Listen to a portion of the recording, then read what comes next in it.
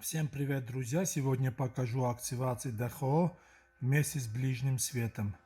Если у вас включен постоянный дневной свет, то в режиме авто у вас только горит ДХО, дневные ходовые огни.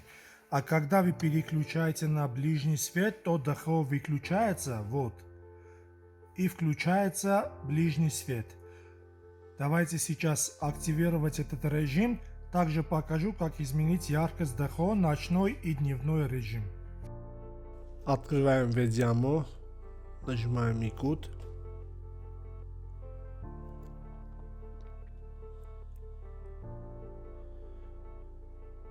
Выбираем себе файл.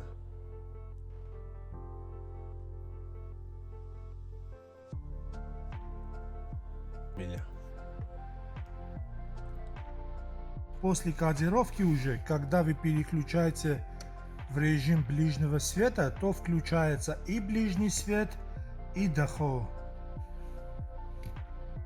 Всем спасибо и удачи на дорогах.